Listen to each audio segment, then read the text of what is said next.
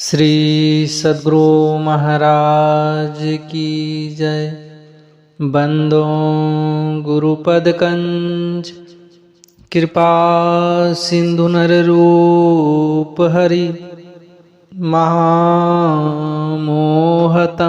पुंज जासु वचन रवि कर्णिक। प्यारे लोगों, आज हम स्वामी राम सुखदास जी महाराज के प्रवचन सत्संग क्यों आवश्यक है इसको सुनेंगे और समझेंगे। सत्संग की क्या आवश्यकता है, इसके बारे में पूज्य स्वामी राम सुखदास जी कहते हैं। एक सत्संगी भाई ने एक व्यक्ति से सत्संग में चलने को कहा तो वह व्यक्ति बोला, मैं पाप नहीं करता, अतः मुझे सत्संग में जाने की आवश्यकता नहीं है। सत्संग में वे जाते हैं जो पापी होते हैं, वे सत्संग में जाकर अपने पाप दूर करते हैं। जिस प्रकार अस्पताल में रोगी जाते हैं और अपना रोग दूर करते हैं, निरोग व्यक्ति को अस्पताल में जाने की क्या आवश्यकता। जब हम पाप नहीं करते तो हम सत्संग में क्यों जाएं? ऊपर से देखने पर यह बात ठीक भी दिखाई देती है। अब इस बात को ध्यान देकर समझो। श्रीमद् भागवत में एक श्लोक आता है जिसका अर्थ है, जिनकी तृष्णा की प्यास सर्वदा के लिए बुझ चुकी है, वे जीवन मुक्त पुरुष जिसका पूर्ण प्रेम से अतृप्त रहकर गान किया करते हैं। मुमुक्षु जनों के लिए जो भवरोग का राम बाण औषध है, तथा विषयी लोगों के लिए भी उनके कान और मन को परम आह्लाद देने वाला है। भगवान श्री कृष्ण चंद्र के ऐसे सुंदर सुखद रसीले गुण अनुवाद से पशुघाती अथवा आत्मघाती मनुष्य के अतिरिक्त ऐसा कौन है जो विमुख हो जाए, उससे प्रीति न करे। ध्यान देना, मनुष्य तीन प्रकार के होते हैं। एक जीवन मुक्त, दूसरे साधक और तीसरे साधारण संसारी विषयी व्यक्ति, जिनके कोई तृष्णा नहीं रही, कामना नहीं रही, जो पूर्ण पुरुष है, जो आत्मा राम है, जिनके ग्रंथि भेदन हो गया है, जो शास्त्र मर्यादा से ऊपर उठ गए हैं। ऐसे जीवन मुक्त तत्वज्ञ महापुरुष भी भगवान की भक्ति करते हैं, भजन करते हैं और भगवान के गुण सुनते हैं। जो निरंतर भगवान का ध्यान करते हैं, वे भी ध्यान छोड़कर भगवान के चरित्र सुनते हैं। ब्रह्मा जी के 4 मानस पुत्र सनकादि हैं। उनकी अवस्था सदा ही 5 वर्ष की रहती है। वे जन्मजात सिद्ध हैं। ऐसे अनादि सिद्ध सनकादिक, जिनके 10 दिशाएं ही वस्त्र हैं, उनका एक व्यसन है। वे जहां भी भगवान की कथा हो वहां वे सुनते हैं। दूसरा कोई कथा करने वाला न हो तो 3 बन जाते हैं, श्रोता, और एक बन जाता है वक्ता। इस प्रकार मुक्त पुरुष भी भगवान की कथा सुनते हैं। परमात्म तत्व में निरंतर लीन रहने वाले जीवन मुक्त पुरुष भी सत्संग जहां होता है वहां सुनते हैं। जो संसार से उद्धार चाहते हैं, ऐसे साधक भी सत्संग सुनते हैं, ताकि सांसारिक मोह दूर हो जाए, अंतःकरण शुद्ध हो जाए, क्योंकि यह संसार की दवा है। जो साधारण संसारी मनुष्य है, साधन भी नहीं करते, उनके भी मन को, कानों को सत्संग की बातें अच्छी लगती हैं। सत्संग से एक प्रकार की शांति मिलती है, स्वाभाविक मिठास आती है। और महान पापी अथवा ज्ञान के दुश्मन, इनके सिवाय हरि कथा से विरक्त कौन होगा। जहां भगवान की कथा होती है वहां भगवान, भगवान के भक्त, संत महात्मा नारद सनकादि ऋषि मुनि तथा जीवन मुक्त महापुरुष भी खींचे चले आते हैं, क्योंकि यह अत्यंत विलक्षण है। भगवान जी की सवारी है गरुड़। उन गरुड़ जी के बारे में कहा गया है, गरुड़ जी जब उड़ते हैं तो उनके पंखों से सामवेद की ऋचाएं निकलती हैं। ऐसे गरुड़ जी जो सदा ही भगवान के पास रहते हैं, उनको मोह हो गया जब भगवान श्री राम को नागपाश में बंधे देखा। भगवान का यह चरित्र देखा तो उनके मन में संदेह हो गया कि ये काहे कि भगवान जिनको मैंने नागपाश से छुड़ाया, मैं नहीं छुड़ाता तो इनकी क्या दशा होती। इसी प्रकार भगवान श्री राम को हाँ सीते ऐसे पुकारते हुए जंगल में भटकते देखकर सती को संदेह हो गया था कि ये कैसे भगवान जो अपनी स्त्री को ढूंढते फिर रहे हैं और उसके वियोग में रो रहे हैं। गरुड़ और सती के उदाहरण इसलिए दिए गए हैं कि इन्हें स्वयं श्री राम के चरित्र देखने से मोह पैदा हो गया और चरित्र श्रवण से मोह दूर हुआ।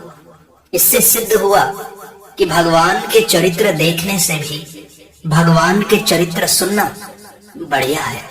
साक्षात दर्शन से भी चरित्र सुनना उत्तम है, क्योंकि दर्शनों से तो मोह पैदा हुआ है और कथा सुनने से दूर हुआ। भगवान की कथा गरुड़ सती आदि के मोह को दूर करती है। इसका तात्पर्य है कि जिनको मोह हो गया वे भी सत्संग के अधिकारी हैं, तो जिनको मोह नहीं है वे तत्वज्ञ पुरुष भी अधिकारी हैं, तथा घोर संसारी आदमी सुनना चाहे तो वे भी अधिकारी हैं। कोई ज्ञान का दुश्मन ही हो तो उसकी बात अलग है। हरि कथा में रुचि नहीं होती तो भाई अंतःकरण बहुत मैला है, मामूली मैला नहीं है। मामूली मैला होगा तो स्वच्छ हो जाएगा, परंतु ज्यादा मैला होने से सत्संग अच्छा नहीं लग सकता। सत्संगति सब मैलों को दूर करती है, परंतु सत्संग करते रहने से यदि मनुष्य सत्संगति करे ही नहीं तो मैल दूर कैसे होंगे। पित्त का बुखार होने से मिश्री कड़वी लगती है, कैसे करें। तो कड़वी लगने पर भी खाते रहो। मिश्री में खुद में ताकत है कि वह पित्त को शांत कर देगी और मीठी लगने लग जाएगी। ऐसे ही सत्संग भजन में रुचि न हो तो भी सत्संग भजन करते रहने से ज्यों ज्यों पाप नष्ट होने लगेंगे त्यों त्यों सत्संग में मिठास आने लगेगा। जिस मिठाई को हम चखे ही नहीं उसका स्वाद हम कैसे जान सकते हैं। ऐसे ही जिन्होंने सत्संग किया ही नहीं वे इसकी विशेषता नहीं जानते, फिर भी कह देते हैं कि हमने बहुत सत्संग सुना है, तो समझ लेना चाहिए कि उन्होंने विशेष सत्संग किया ही नहीं, अन्यथा सत्संग में रुचि अवश्य बढ़ती। जो मनुष्य भगवान के चरित्र सुनते हैं और तृप्त हो जाते हैं, उन्हें राम कथा का विशेष रस जान नहीं पड़ता। हे प्रभु, आपकी कथाएं नदियों के समान और उन सत्संग प्रेमियों के कान ऐसे समुद्र के समान हैं जो निरंतर कथा रूपी नदियों के गिरने पर भी कभी पूरे नहीं होते। उनके तो कथा सुनने की तृष्णा अधिक अधिक बढ़ती जाती है। राजा पृथु ने भगवान की कथा सुनने के लिए 10,000 कान मांगे। पागल व्यक्ति जैसे संभाल कर नहीं बोल सकता, ऐसे ही संसारी पुरुष सत्संग में उल्टी सीधी बातें कहते रहते हैं। ऐसे लोगों के पैरों में पड़ जाओ, उनसे कहो आप पवित्र हो, बड़ी अच्छी बात है, आप सत्संग में पधारो तो सही। अन्य सत्संग में आने वाले लोगों को भी पवित्र करो, ऐसे कहकर उन्हें सत्संग में बुलाओ तो सही। नहीं आए तो उनकी मर्जी, गाली दे तो सह लो। जो गाली सुनाता है वह तो हमारे पापों को ही दूर करता है। सत्संग की महिमा कहां तक कही जाए। स्वयं भगवान शंकर श्री राम जी से सत्संग मांगते हैं। भगवान शंकर को कौन सा पाप दूर करना था, कौन सी साधना सीखनी थी जो वे सदा सत्संग ही चाहते हैं। भगवान शंकर को कोई राम कथा सुनाने वाले मिलते हैं तो वे सुनते हैं, और पार्वती जी जैसे सुनने वाले मिलते हैं तो वे सुना देते हैं। एक भक्त हुए हैं जयदेव कवि, गीत गोविंद उनका बनाया हुआ बड़ा सुंदर संस्कृत ग्रंथ है। भगवान जगन्नाथ स्वयं उनके गीत गोविंद को सुनते थे। भक्तों की बात भगवान ध्यान देकर सुनते हैं। एक मालिन थी, उसको गीत गोविंद का एक ही पद याद हो गया। वह बैंगन तोड़ती जाती और पद गाती जाती थी, तो ठाकुर जी उसके पीछे पीछे चलते और पद सुनने लगते। पुजारी जी मंदिर में देखते हैं कि ठाकुर जी का वस्त्र फटा हुआ है। उन्होंने पूछा, प्रभु आपके यहाँ मंदिर में रहते हुए यह वस्त्र कैसे फट गया? ठाकुर जी बोले, भाई बैंगन के कांटों में उलझकर फट गया। पुजारी जी ने पूछा कि बैंगन के खेत में आप क्यों गए थे? ठाकुर जी ने बता दिया, मालिन गीत गोविंद का धर गा रही थी, अतः सुनने चला गया था। वह चलती तो मैं भी उसके पीछे पीछे डोलता था, जिससे कपड़ा फट गया। ऐसे स्वयं भगवान भी सुनते हैं। क्या भगवान को कोई रोग है, व्याधि है, पाप है, जिसे दूर करने के लिए वे सत्संग सुनते हैं? फिर भी सुनते हैं ना। भगवान की कथा सुनने के अधिकारी भक्त हैं। ऐसे ही भक्त की कथा सुनने के अधिकारी भगवान हैं। जहां भक्तों की चर्चा होती है वहां भगवान स्वयं पधारते हैं। नाभाजी महाराज ने भक्तमाल की रचना की, उसके ऊपर प्रियदास जी महाराज ने कविता में टीका की। ये स्वयं ठाकुर जी का सिंहासन लगाकर उन्हें कथा सुनाते थे। उनकी कथा में अनेक धनिक लोग भी आते थे। धनिकों के आने से खतरा होता है। कुछ चोरों ने देखा कि यहाँ इतने धनी आदमी आते हैं, हम भी चलें, और कुछ नहीं मिला तो चोरों ने ठाकुर जी की प्रतिमा चोरी कर ली। प्रियादास जी महाराज ने कहा, हमारे मुख्य श्रोता चले गए, अब कथा किसे सुनाए? कथा बंद। ठाकुर जी चले गए, अब भोग किसको लगाए? भोजन बनाना बंद। भूखे रहे, कथा भी बंद रही। उधर चोरों के बड़ी खलबली मच गई। वे वापस लाकर ठाकुर जी को दे देते हैं। जब ठाकुर जी आ गए तो स्नान किया, ठाकुर जी को स्नान और श्रृंगार करवाया, रसोई बनाई, भोग लगाया। उसके बाद कथा चली। जब कथा चली तो प्रसंग कहाँ तक चला ऐसा किसी को याद नहीं रहा। तब ठाकुर जी स्वयं बोल पड़े कि अमुक प्रसंग तक कथा हुई थी। इस प्रकार स्वयं श्री भगवान भक्तों की कथा ध्यान पूर्वक सुनते हैं। सूर्योदय होता है तो अंधकार दूर हो जाता है, किंतु वह बाहरी अंधकार होता है।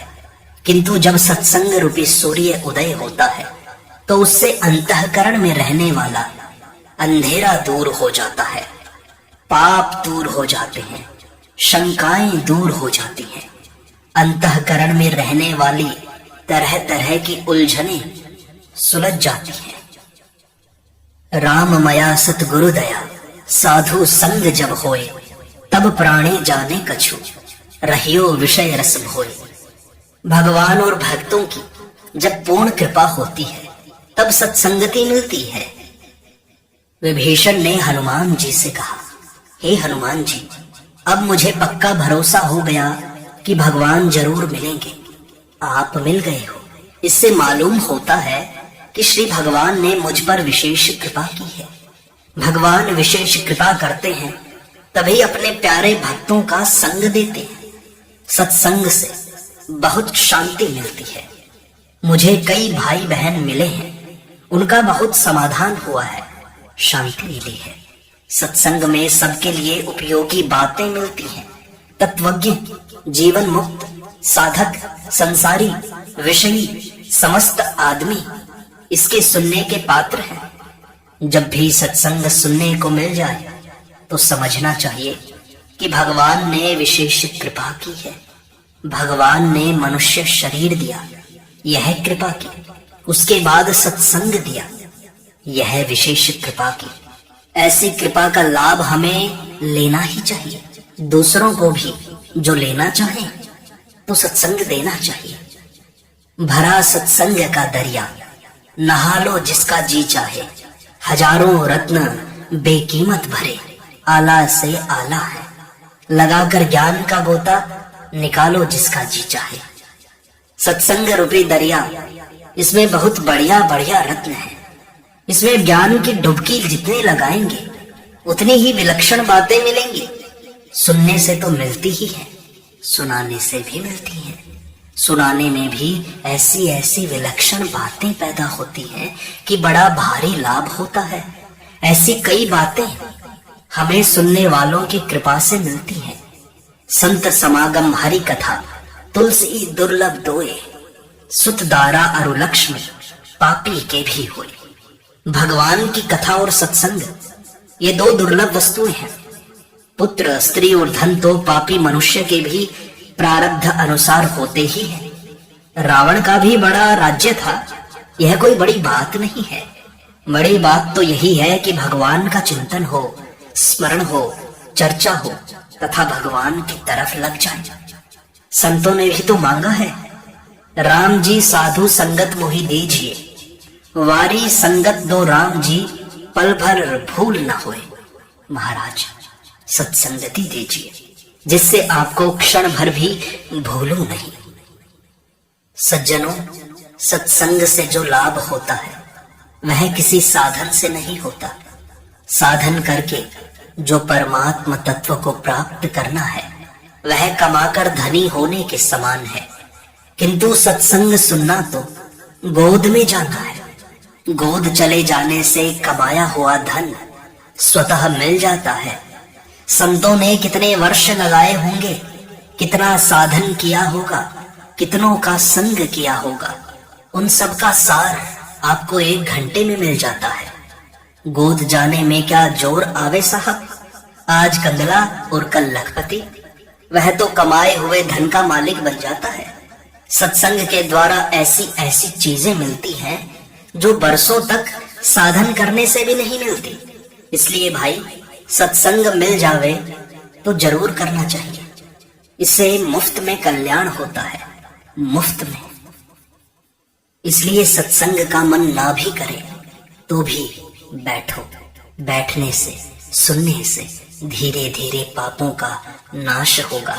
चित्त जितना मैला है वह शुद्ध होगा और धीरे धीरे भगवान के सत्संग में, भगवान के नाम जप में रस आने लगेगा। भगवान में भक्ति और प्रीति बढ़ जाएगी। नारायण नारायण नारायण।